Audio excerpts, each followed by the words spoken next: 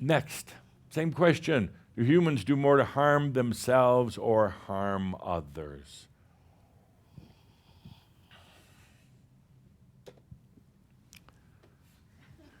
Yes. Would you mind standing? No. Yeah. Would you repeat the question? Sure, I'd be happy to.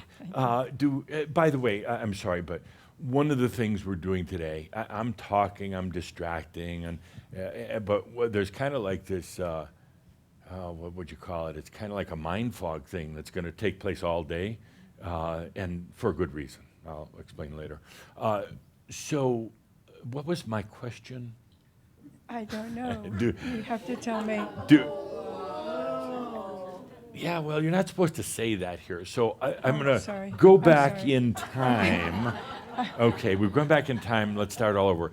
So, dear Master, do humans do more to harm themselves or harm others?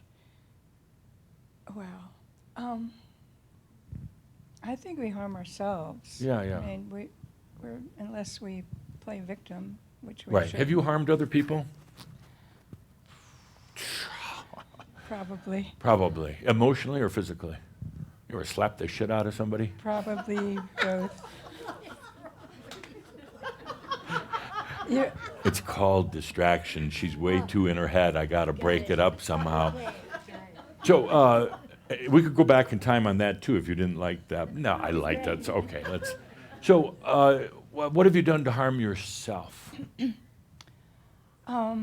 Well, I tend to blame myself for everything that's Yeah, what was your ever fault? gone Why not? Right, sure. I'm kidding. Okay. You're supposed to laugh at this point.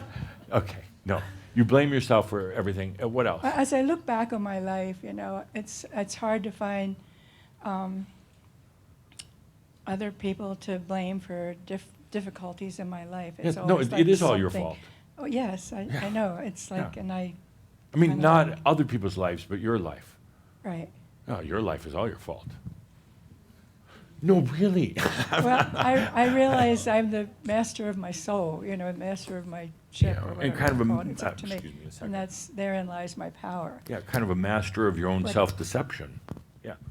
So when I talk about harm you've done yourself in this lifetime, what do you think that you come to the Ascended Masters Club someday, you cross over and you say, geez, here's what I did. Nail it down to one thing. What did you really do to harm yourself? Just different doubt, I guess. Doubt, okay. And what did doubt cause you to do in your life? I make bad decisions. Yeah, and what else? Body language is all there. And Yeah. I I know. you're telling it in your body language. Okay. You stayed small. Yes. You're a little bit too gray, Yes, Speaking I of was gray, thinking that earlier. yeah. Yes. I mean, she embodies the grayness within Right. Shambhala. And you stayed too small, and you hid, and that is harming yourself. I want all you to really hear that. Staying small is harming yourself. You're putting yourself in kind of your own prison, and to stay small. Why? We have big things to do here on this planet. You've got to find a park bench or a cafe where you're comfortable shining your light to the whole frickin' world.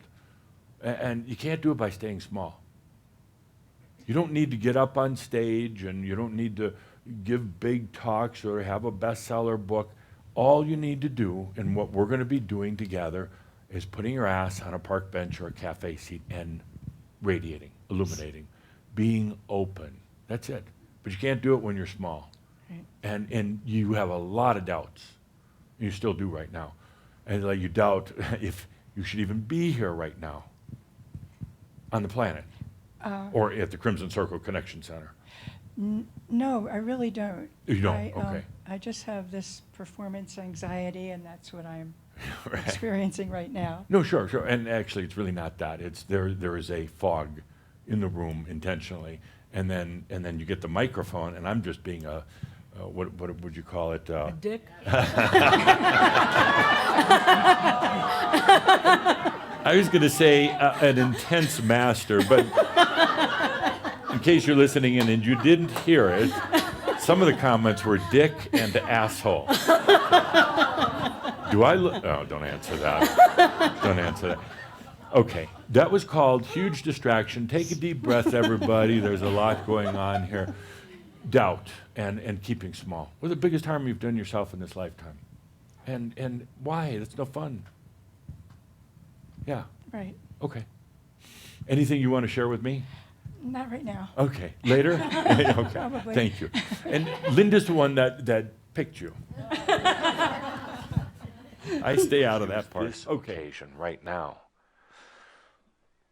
perhaps with a few scary, fearful feelings, but let's use this occasion for that true farewell to the old, limited self, the fearful self, the linear human self, the self who had to identify with a past, the self who wondered what was going to happen in the future. Let's use this opportunity for a true farewell to being lost, to being confused, not wondering what was going to happen. Let's use this as an opportunity to say farewell to doubt. Oh, doubt. Such an ugly, smelly blanket, but you still carry it around. Why? Why? You ask yourself why. I ask you why. Why would you want to carry around that really grotesque old blanket of doubt? But it gives you a certain degree of comfort. I think there is an odd comfort in it. You think that if you don't doubt yourself, that you're going to do something, you're going to act in a way that you shouldn't act. So you put that limitation, that doubt is kind of like your braking system. You got to doubt yourself. Got to throw that doubt in there just to make sure. But let's use this also as a time to say farewell to the doubt. I'll put it in very human terms, very linear terms. What do you have to lose? If you let go of doubt, if you don't get caught up in doubt, rather, if you don't get caught up in doubt, what's the worst that's going to happen? That you're going to do something bizarre like becoming a master. You let go of doubt that you're going to let your light shine, that you're going to have charisma, that you're going to let the true you come out. The doubt is, it's like a prison. The doubt is a limitation. And actually, so many of you have gotten so used to doubt, this demon, this ghost, gotten so used to it that you just accept that it's there and it's going to keep coming back. That it's always going to be fighting that doubt. You can let it go right now. You're going to let go of giving it any sort of credibility, any sort of energy. You're going to let go of that doubt. Doubt is such an energy drainer, as you doubters know. Doubting yourself. Such an energy drainer. It saps you of energy. Doubt is one of the relatives of SES virus. When doubt gets into your mind, it kind of freezes up your mind, and then it penetrates deeper and deeper. That doubt gets uglier and uglier, and what happens is you don't do anything because you're doubting yourself. You don't do anything. You get frozen. You get stuck. It's not worth it. Go ahead. What are you fighting within yourself? I guess like a lot of fear and doubt. I feel I kind of put myself out there sometimes, but then I just end up taking 2 steps right back. And Yeah. Why? I guess I'm a little afraid to kind of come out completely to the world and just be myself completely. Why? I'm afraid what might happen. Like what? Getting burned at the stake? Yeah, well, that might have happened. It only one hurts. lifetime. It only hurts for about a minute. Because in a way you've already left before the process. That's the good thing about being timeless. If they're going to burn you at the stake, you're already gone. In a way, you just hang around enough to go, Jesus, that was really hot, and you're out of there. So you never really go through. Have a sip, yeah. Okay. Well, you got a fleur de lis mug. I didn't. Yeah. Wow. It's nice. Wow. Okay. So here you are, obviously an intelligent man. Here you are, a good-looking guy, wouldn't you say, ladies and gentlemen? Yeah. See what happens when you come here. You're insightful.